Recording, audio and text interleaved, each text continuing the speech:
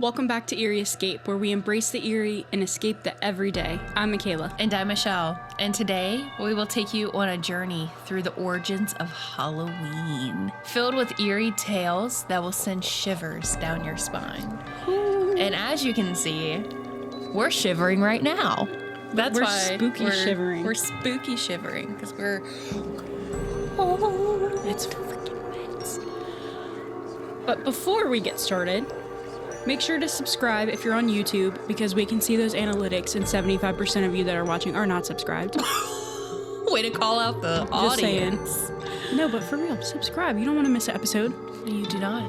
And drop us a review if you're listening on Spotify or Apple Podcasts, because it really helps out. Yes. And we appreciate all of you. And we love all of you, everybody that tunes in. And also, be sure to let us know in the comments what your favorite Halloween tradition is. I think mine is the pumpkin patch. Just going to the pumpkin patch. Mine is watching movies. Well, that too, but we do that like all the time. And making sure that I'm in bed and asleep before 12 o'clock. I'm trying to summon demons. What do you mean? I'm not trying to be awake during the witching hour on October 31st. No, thank you. That's the best time. Tell me why. No, thank you. Halloween. A night filled with costumes, candy, and spooky fun. But its origins are far more chilling than most people realize. Tonight, we're diving deep into the roots of this ancient celebration, exploring the shadows of history and sharing spine-tingling tales along the way.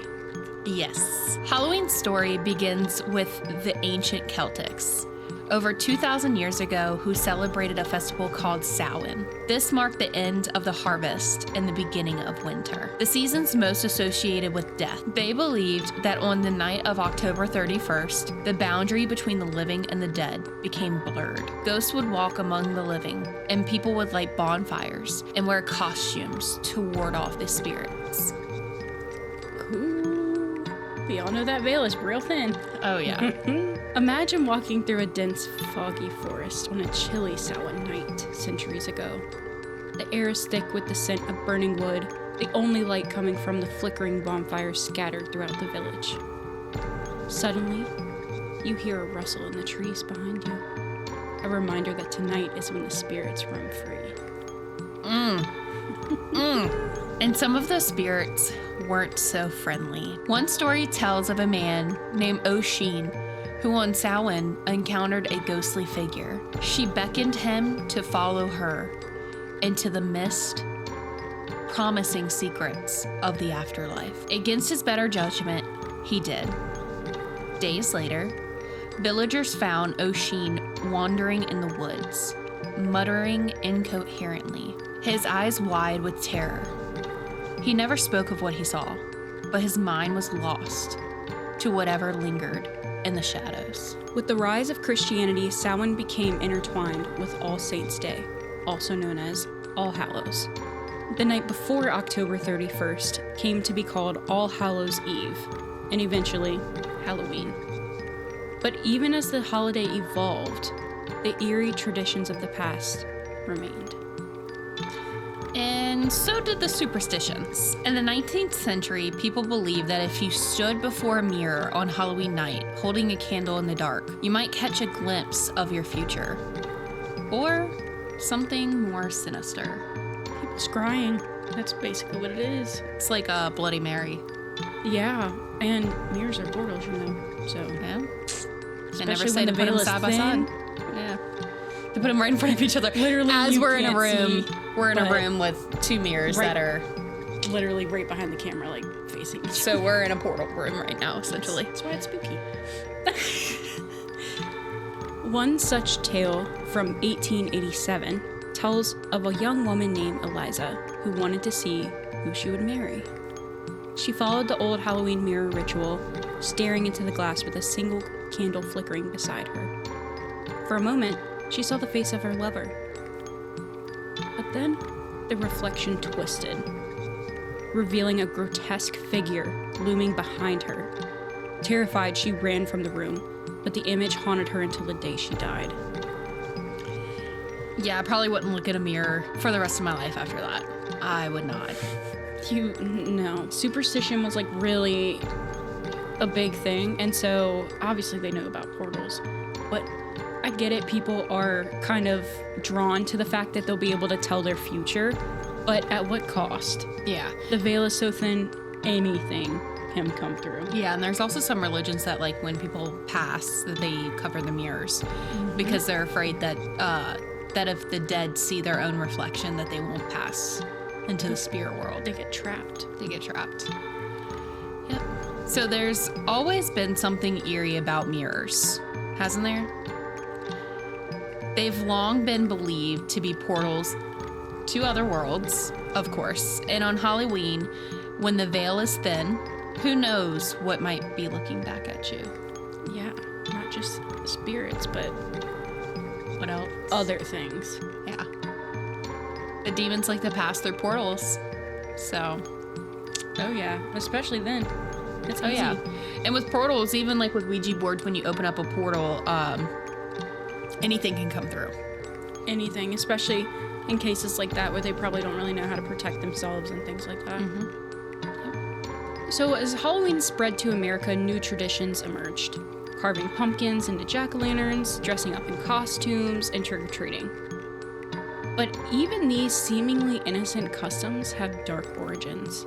The jack-o'-lantern, for example, comes from the Irish folktale about Stingy Jack. A man so wicked that neither heaven nor hell would take him, condemned to wander the earth with only a burning coal inside a carved-out turnip to light his way. He became known as Jack of the Lantern, hence jack-o'-lantern. I mean, hey, look at The Nightmare Before Christmas. Stingy Jack is an interesting character. Or was an interesting... Well, no, is, because he's still out there roaming around. But the story goes that a man named Jack was a very terrible person. He always lied. He was very deceitful. And people always knew to steer clear of him. Well, he had a really big drinking problem. So he he loved to frequent this one pub. Well, one day while he was in the pub, the devil himself walked through the door. Of course. And said, "Hey Jack, I've come to claim your soul." Jack asked the devil to oblige him with one more drink, and the devil agreed. When it came time to pay for the drinks, and the night was up, Jack said, "Okay, well, if you are who you say you are, devil, then turn yourself into a coin so we can pay for the drinks." And the devil, of course, being the devil, was like, "Okay, I'll prove it to you," and changed himself into a coin. Except Jack, also known as Stingy Jack, was stingy with his money and did not want to pay for the drinks. So he took the coin and placed it in his pocket next to a silver cross, trapping the devil in a coin-like state. The devil said, "What the hell? Like, he can't go anywhere, he's trapped." So Jack said, "Devil, I'll take you away from the cross and let you turn back to yourself if you promise not to take my soul for another 10 years. The devil had no choice, so he agreed, and Jack followed through on his word. Time passed after that, and 10 years later to the day, Jack is walking to his favorite pub again, and the devil stops him and says, "Okay, Jack, it's your time." Jack said, "All right, well, before you take my soul, can you go off the road to the apple orchard right there and climb up and get me an apple as a parting gift?" At this point, the devil knew he was taking Jack's soul, so he agreed. Climbed the tree, and as soon as he got to the apple, Jack ran over and etched a cross into the trunk of the tree, trapping the devil once again. Jack said to the devil, "I'll set you free if you agree to never take my soul." And the devil had no choice, backed in a corner, and so he agreed. Jack got away once again. Except a few years later, Jack's day would come, and he passed. He approached the gates of heaven, and they stopped him and said because of his sinful, deceitful ways, he had to go to hell. So he turned around, took the stairs down to hell. To the yonders. And right before he walked through the gates of hell, the devil stopped him and said, "Jack, you can't come into hell. We made a deal, remember? I said I would never take your soul." So this put Jack in a predicament to where he was stuck, and he was cursed to walk the earth forever, never having a full rest. But the devil decided to be nice and give him one parting gift, and that was a burning coal. So Jack hollowed out a turnip, put the coal inside, and made himself a lantern, and now he wanders the earth forever. But for the most part, you see him, obviously since the veil is thinner, on Halloween night. As the Irish families immigrated over to America, they figured out that pumpkins were way easier to cut than turnips. And you're supposed to place a jack-o'-lantern outside of your house to ward off Stingy Jack so that he doesn't come to get you. Yep. So you better carve that jack-o'-lantern right now, Yes. because you don't want to get caught by Stingy Jack. Yeah. And in lieu of that, have you ever noticed that some jack-o'-lanterns seem to watch you a little too much at night? There's an old belief that the spirits of the dead could inhabit these carved faces, especially if the lantern was left burning all night. So that makes you think, is that the work of Stingy Jack? Or is it just because the veil is thin and spirits have the night to basically do whatever they want and roam free? Yeah, and you're worried about Stingy Jack. You got to worry about everybody else too. Yeah. And speaking of spirits, there's an unnerving story out of a small village in England dating back to the 1700s. It's said that every Halloween a phantom carriage would appear, pulled by headless horses, with the souls of the recently deceased inside. Those who heard its wheels creaking along the cobblestone streets knew that they would soon lose a loved one. And it's said that that sound still haunts the village to this day. People swear that they can hear the faint clatter of hooves and the creak of the wood on Halloween night, though no carriages have been seen. That's so scary. I would get in my house so quick. As soon as you hear that, like, you just have to wonder. Like your heart Who is just it gonna be? stops and falls out of your butt. Literally. Ugh. Sounds like that place might be cursed. Just saying. So Halloween may have changed over the centuries, but one thing remains the same. The veil between worlds is at its thinnest, and the ghosts, legends, and spirits of the past still linger, waiting for their chance to be remembered. Yes. So, as you celebrate this Halloween, carving pumpkins and dressing in costumes, remember the ancient roots of this holiday. And if you hear a knock at your door late at night, when all the trick-or-treaters have gone home, maybe you should think twice about answering. Yep. And you know what they say. People, you should never answer the door if you don't know who it is. Because you're letting them right in when you do. Yes. And on Halloween, that's even worse. Not just spirits, people too. People can sometimes Serial be killers. scarier than spirits. Like the Axeman. Or, the Bunny Man. Have you ever had anything terrifying happen to you on Halloween? No. That's good. You're cautious because you know better. I mean, I remember when I was like in school age, and people would send around those like creepy texts. I used to get one. The chain mail? Yes, I used to get one every Halloween, and I would never ever open it. I did one time. I remember one time I did, and we were at my old house, and my old house used to be like super haunted. Like that place was insanely haunted. And I did, and I was in the bathtub, and it was. Oh God, no! I couldn't tell you how old I was. I was very young, but I remember with my little razor. Oh my God! Phone. And I saw it, and it was like this picture of this girl, and like she had like her mouth was like wide open and her eyes were black. And it was like, I remember that one. yeah, and it was like, if you don't respond or send to 3 people before 3 a.m., you're gonna die tonight. And it would be like on Halloween night, and I like could not sleep. And I sent it to like 7 people. And I was like, if I'm going down, you're going down with me, motherfuckers, because no. I'm covering all the bases. Yeah, and you know, I don't know. It's just nothing has really occurred to me in the house that we moved in my current house when I was like 10. Nothing had. A few things have happened, but nothing like too crazy. But my old house, however, that's a different story for a different day. But it didn't have to be Halloween for something to go down in that house. That's true. So not really. I would just always, like, I have this tradition where I think once I hit like a certain age and I started like getting into like the macabre and like all the spirits and spooky stuff and scary movies and everything, I think that like, I guess my tradition is like just to make sure all the doors are locked. The beginning of October, just make sure you blow cinnamon into your house. I usually, and this is gonna sound so crazy, but I usually take salt and I go around the whole perimeter of my house.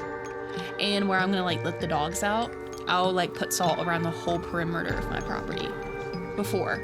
And then I make sure that I have like the lights turned off outside. And then I just make sure I'm in bed asleep before midnight. And if I have to get up in the middle of the night to go to the bathroom, I will pretend I'm sleeping because I'm afraid that something's gonna come and get me. I will. I'm being so serious. I remember when we were younger, like kids, I remember the thing about the razor blades and like the 3 Musketeers and stuff. Yes. That literally terrified me to no end because, I mean, I'm a big girl, but when I was little, I would fuck up a 3 Musketeers, okay? I would fuck up any candy, and period. I remember opening a 3 Musketeers and like having either I would rip it in half, or I would take like small bites, and I could just imagine. Wasn't that on one of Final Destinations? Like they bit into something and it was razor blades. What movie was that? It wasn't Final Destination, but I know what you're talking about. Like that was my irrational fear. But besides that, I mean, I personally haven't had anything, I don't think, crazy happen on Halloween, at least. Besides, I did do Bloody Mary one time on Halloween night. But yeah, but when you're young, you know, you don't, obviously it's considered a ritual, but like, if you don't follow it to a T, like, and everything's not correct, then nothing really happens, you know? Yeah. So I don't really think that I did it right. I think it was just one of those things where I just went in there, was like, Bloody Mary, Bloody Mary, Bloody Mary. And like that was that with the lights on. So like, but nothing crazy's ever happened. But besides that, my traditions, I like to spread a bunch of stuff out over October just because it's my favorite month. Yeah. But definitely carving pumpkins. Usually on Halloween, I'll bake those like Pillsbury Halloween cookies with like the ghosts and the pumpkins. And probably watch a scary movie. Yeah. Usually Halloween's pretty chill now, but back in the day, I was jumping. All them rich houses. What you mean? Oh yeah, make sure I go to the rich neighborhood size. so you get like the huge like candy bars and stuff. I used to love that. Or like the goodie bags with like the one little game in it. Yes, the game, or like the friggin' spider rings. And it would fall apart like 2 hours later. Literally. Or when you go trick-or-treating, go up to a house and they're giving out like fucking popcorn balls and shit. My grandma used to do that, and I used to love them. What? She made the best popcorn balls. Well, no, she probably did. I'm sure she did. And then they saw that people started putting razor blades and stuff, and then she stopped making them. So that for like a moment, I was like, okay, Grandma, did you use razor blades and these things? Because I used to eat and fuck them up. She's like, fuck them kids. Yeah, I know, right? That would be insane. Yes. Comes out years later, Michelle's grandma's on the news for putting razor blades in her popcorn balls. Wouldn't be the first time somebody in my family's done something crazy. Anyway. So thank you for tuning in today and listening to us rant on about the history and the stories of Halloween. Make sure to like and subscribe and let us know what you think about today's episode. Of course, we post every Tuesday. And make sure to stay spooky, and we will see you next time. if you dare. But ultimately, until then, Happy Halloween. happy Halloween and Sweet